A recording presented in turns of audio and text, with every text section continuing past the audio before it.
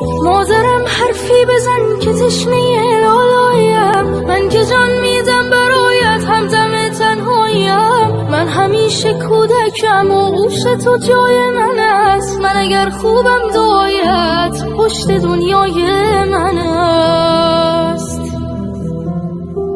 بوسه بر دستان گرمت میزنم شاه دلم، با حضورت خانه روشن میشود ماه دلم. هرچه میخواهد دلم پیش تو پیدا میشود، این همه خوبی چجوری در دلت جا میشود.